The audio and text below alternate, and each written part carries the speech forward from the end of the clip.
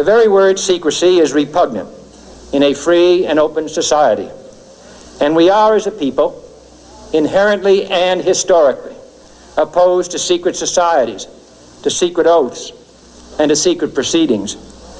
We decided long ago that the dangers of excessive and unwarranted concealment of pertinent facts far outweighed the dangers which are cited to justify it.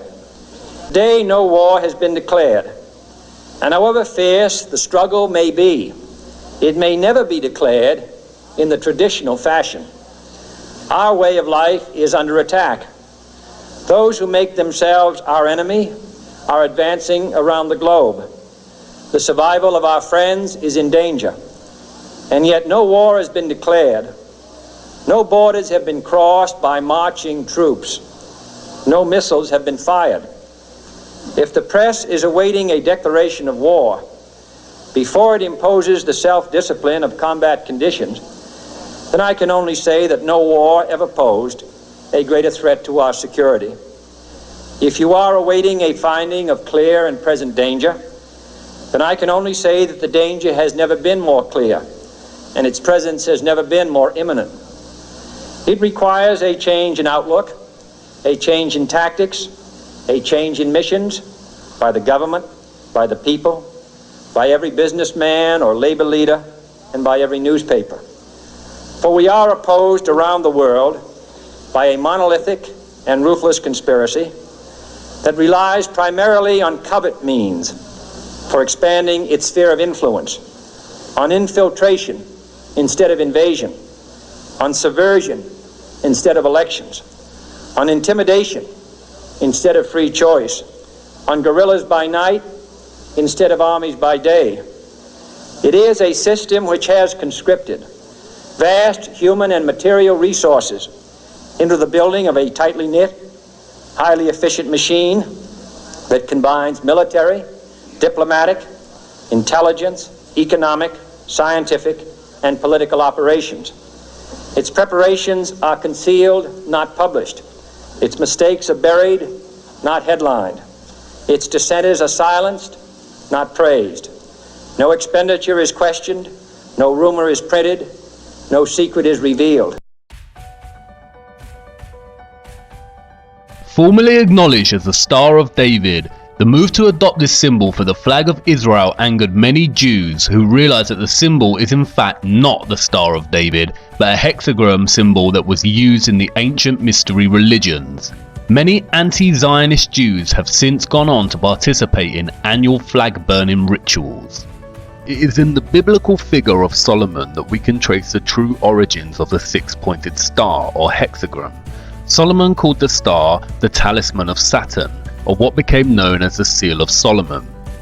As we see, the bull's head is enclosed in a six-pointed star and surrounded by the letters composing the name Remphan, the planetary genius of Saturn, according to the alphabet of the Magi. The bull represents Moloch worship, which we will look at shortly, but first we need to examine two passages from the Bible that provide more detail on Solomon. Kings 11, 1-5 in the Bible features this passage. But King Solomon loved many foreign women, as well as the daughter of Pharaoh, women of the Moabites, Ammonites, Edomites, Sidonians, and Hittites, from the nations of whom the Lord had said to the children of Israel, "You shall not intermarry with them, nor they with you. Surely they will turn away your hearts after their gods." Solomon clung to these in love, and he had 700 wives, princesses, and 300 concubines, and his wives turned away his heart. For it was so, when Solomon was old, that his wives turned his heart after other gods, and his heart was not loyal to the Lord, his God, as was the heart of his father David. For Solomon went after Ashtoreth, the goddess of the Sidonians, and after Milcom, the abomination of the Ammonites. Ashtoreth here is a female goddess and the same goddess as Ishtar in Babylon, Isis in Egypt. The Romans called her Diana, and the Greeks Artemis, and the symbol is Venus. Milcom here is a male god, and its root word means king or Baal. It is the same god that is referred to as Moloch or Nimrod in Babylon, Osiris in Egypt, Baal in Sidon. There are overlaps with Zeus in Greek culture and Jupiter in Roman culture. The symbol is Saturn. As the passage makes clear, Solomon fell in love with the women of Egypt and began to worship these false gods. Two other passages from the Bible directly reference the symbol of the star or the seal of Solomon or the talisman of Saturn. But ye have borne the tabernacle of your Moloch and Chiun your images, the star of your God, which ye made to yourselves. In another passage, just before being stoned to death by the Jews, Stephen accused the Jewish leaders. And you took up the tent of Moloch, and the star of your god Remphan, the figures which you made, in order to worship them. As you see, the star in the Bible is directly correlated with the god Moloch and Remphan. Remphan is another word for Saturn. If you study the geometry of the star, you realize it has 6 points, forms 6 equilateral triangles, and its interior forms a 6-sided hexagon. The 6 points, 6 triangles, and 6 sides of the hexagon equate to 666, the specific number that the Bible designated as the mark of the beast or Lucifer's number. As Revelation states, "Here is wisdom. Let him that hath understanding count the number of the beast, for it is the number of a man, and his number is 666. Kings in the Bible specifically link Solomon with this number. Now the weight of gold that came to Solomon in 1 year was 666 talents of gold. The Bible specifically states that it was Solomon that used the star and not David. In fact, there is no evidence that David was ever associated with a star. We've seen how Freemasonry had been infiltrated and overtaken by the Rothschild Illuminati agenda. Here is what Albert Pike, a Freemason in the 1800s, said about the secret society. Masonry is a search after light.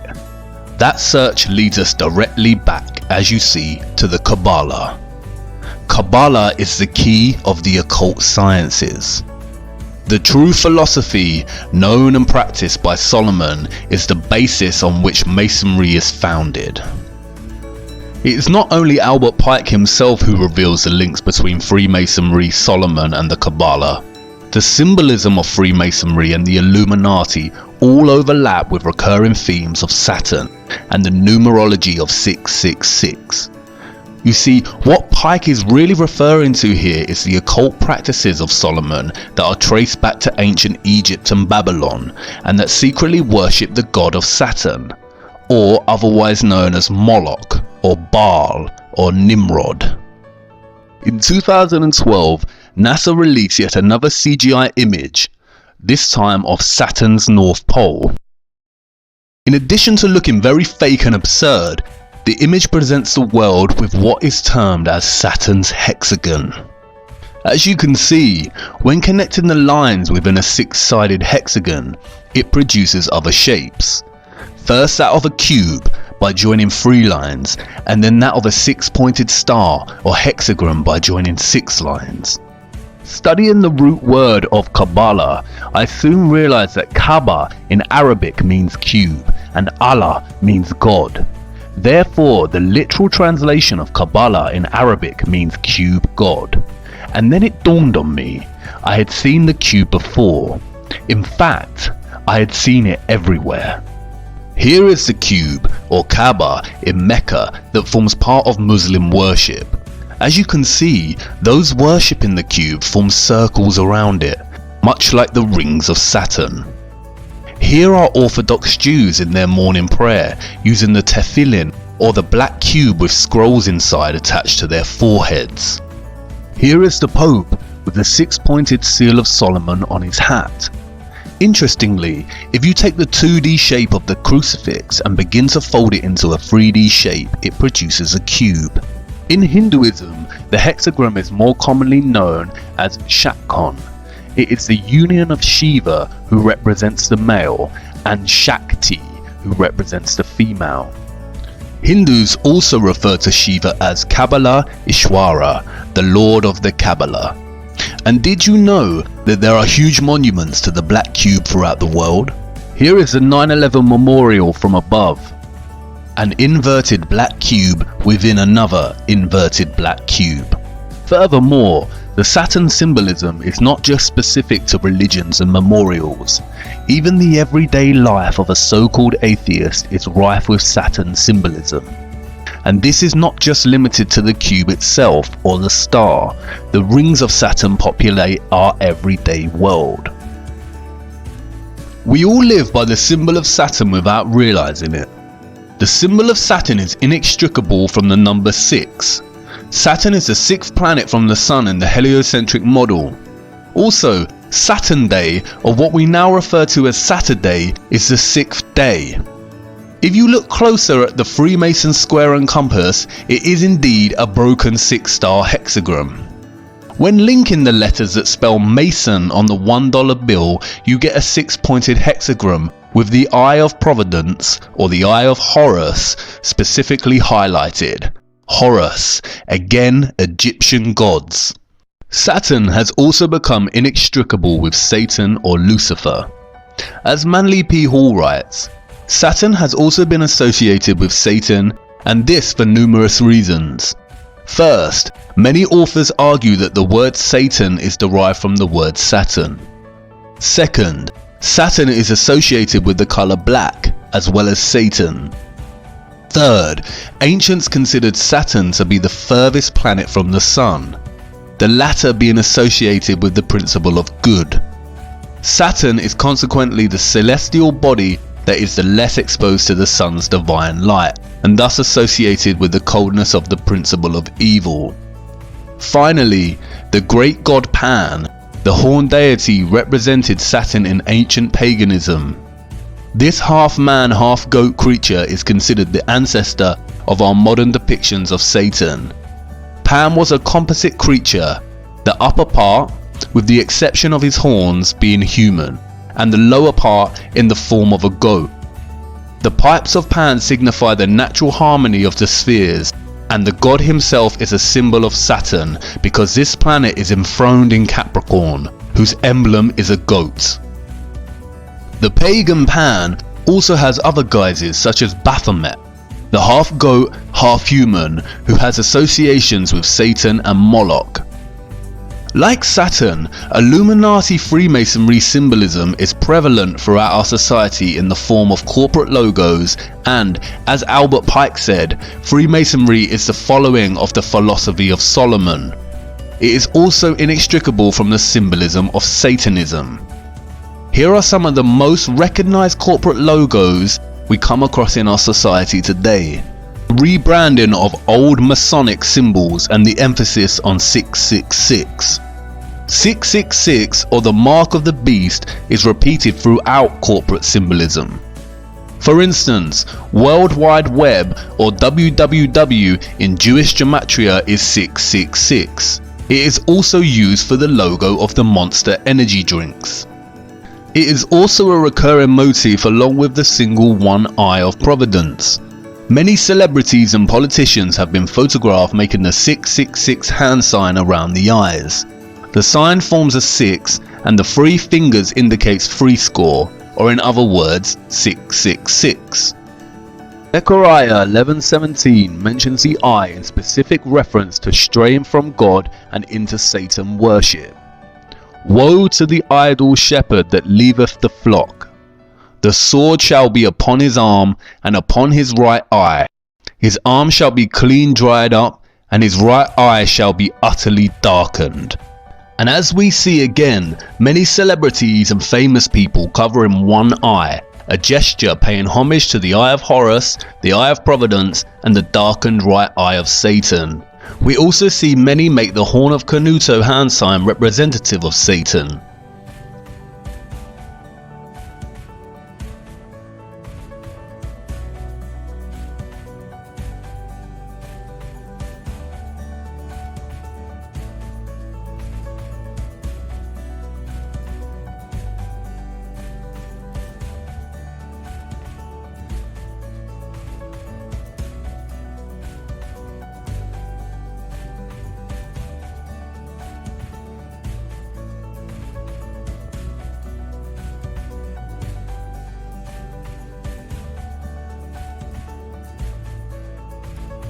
The symbolism is literally everywhere.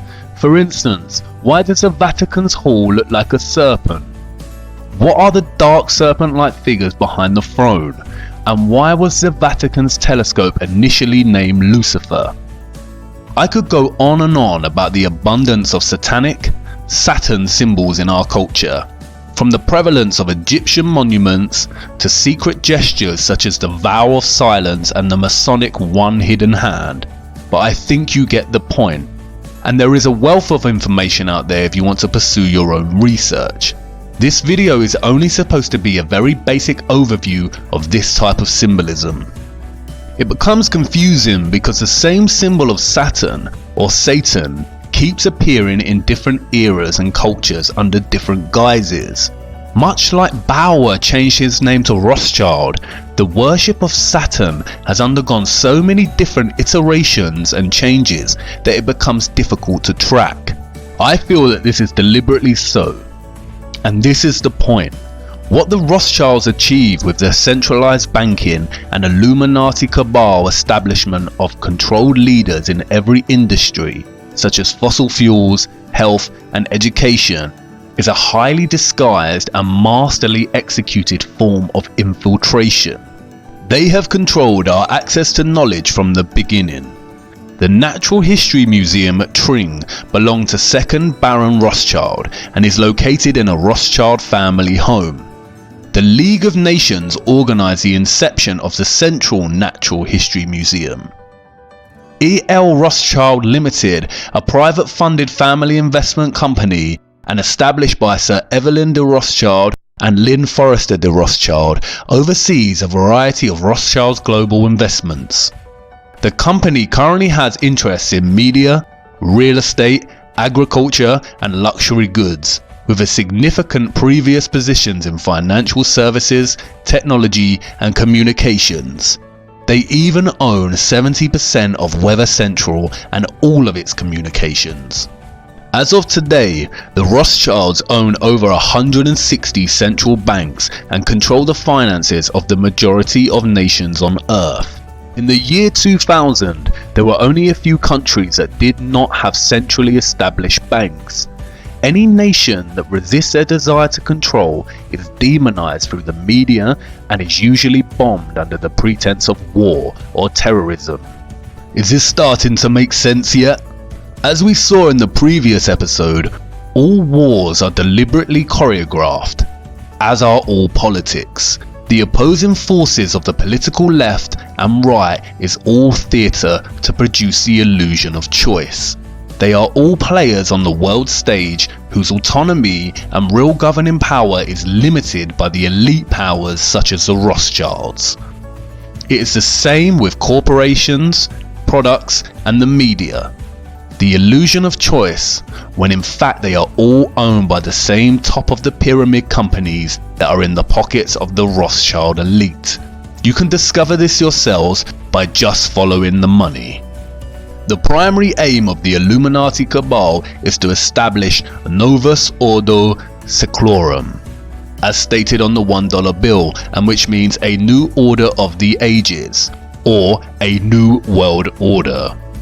The agenda of this order is to establish a globalist one world government, with a world military, centralized banking, health, education and religion. Here we can see the former Israeli president Shimon Peres, a Rothschild puppet, meeting with the Pope to discuss uniting all religions under one world religion. And I can bet you that the one world religion would carry the symbol of Saturn. Again, I will not go into much depth about globalism and the New World Order agenda. There is a wealth of material on the internet if you are interested. The Rothschilds and the Rockefellers are just one of the many governing cabal elite families that run and rule our world. Doing justice to the complexity of this would require its own video series. My main objective is to give you a brief overview of the Rothschilds power complex and its grip on our world, and to show you the prevalence of satanic symbolism that stems from this power complex, as it is the key to understanding the lie behind the heliocentric model of the Earth, and why they would deliberately hide that our Earth is a flat, disc-like plane. Despite being studied and used by different Jewish sects today, the Kabbalah is not exclusively Jewish. It has ties that go beyond Judaism. Jewish mysticism originated with the apostate Israelites and ancient Egypt and Canaan during the time of the serpent religions of the Ammonites, the Canaanites and Egyptians, all of which trace back to Babylon. And, as I have shown you, this is evident in the symbolism. Does this mean that Orthodox Kabbalah Jews secretly worship Saturn or Satan? No. What the Rothschilds and their puppets have successfully achieved is a worldwide worship of Saturn or Satan in its various guises through deception and infiltration without the world knowing it.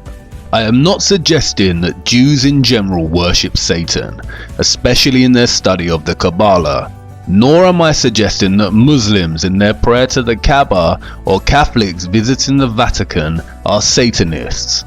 I am showing you that without actually knowing it, we are all in some way giving our energy and worship to this satanic lineage without realizing it. Even if you're an atheist, the black cube and Saturn rings are so prevalent in your life you may wear clothing with the symbolism on without even realizing. It is now important to return to the Big Bang. As I mentioned in the previous episode, the Kabbalah Ein Sof provides us two conclusions: that either the Big Bang has proven the Kabbalah and its teachings, or that the Big Bang theory was stolen from the Kabbalah. But you see, perhaps there is an even more sinister conclusion behind this. Perhaps, just perhaps, modern Kabbalists, or more specifically the Illuminati Freemasonry satanic complex, have figured out a way to force their beliefs onto others by renaming their views as science. Perhaps atheism is not atheism at all, but a deceptive form of Saturn worship, which encourages people to forsake the idea of God and creation and adopt randomness, nihilism, or the idea of nothingness, and is achieved through none other than widespread institutional control and infiltration of the sciences via the Rothschilds, Rockefellers, and other puppets. And when met with any opposition is shame from the so-called scientific community. In a nutshell, atheism legitimized coincidence. What about all the central scientific figures supporting the heliocentric model and the theory of the Big Bang? Well, here is a photo of Zionist Albert Einstein dining with Lord Rothschild. Isaac Newton was a Freemason and had a keen interest in the occult.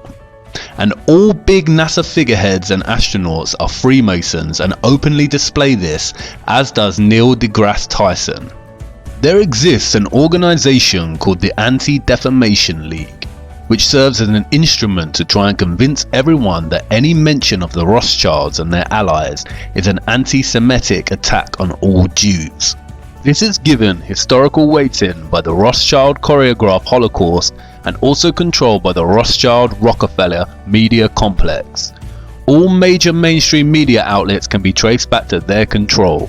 As David Rockefeller stated at the Bilderberg Conference in 1991, "We are grateful to the Washington Post, the New York Times, Time magazine and other great publications whose directors have attended our meetings and respected their promises of discretion for almost 40 years. It would have been impossible for us to develop our plan for the world if we had been subjected to the lights of publicity during those years. But the world is now more sophisticated and prepared to march towards a world government. The supranatural sovereignty of an intellectual elite and world bankers is surely preferable to the national autodetermination practiced in past centuries. The official controlled narrative states that the Rothschilds are Jews. They are not. They are Satanists. Satanism is the hidden religion that rules the world, and its presence is so prevalent and insidiously woven into the fabric of our everyday lives it is shocking. Its method of control primarily centers around deceit. Just as the Mossad phrase states, by way of deception, thou shalt do war. And I want you to really marinate on this. Imagine If you're that powerful that you literally own the majority of nations on Earth and most of the world's GDP, if you had an agenda, is there anything that would be able to prevent you? Would people in power or of fame be able to speak out against you without it having dire consequences? Really consider that kind of wealth and power. It is becoming more and more evident we have been deceived on the true nature of our Earth. And I understand that what I am telling you probably sounds just as ludicrous and ridiculous as when I first mentioned that the Earth is flat. And I know you are on the brink of turning this off and writing it off as garbage conspiracy theory. But let me tell you this, conspiracies are real. It's the lack of evidence that makes them a theory. Stay with me. As I said before, you cannot tell people the truth, you must show them. Do not take my word for it. I cannot just make claims that there is an elite body of people that worship Satan and have operated throughout time by deceiving the common people as to the true nature of the world, and that they have full control over all the information we receive. Prevalent Satan symbolism and the history of the Rothschilds is not enough proof or evidence. If Satanism is real, then I need to show you the true evil of such worship before I show you what they are covering up with NASA. Come with me now to part 7. We are nearly through this rabbit hole.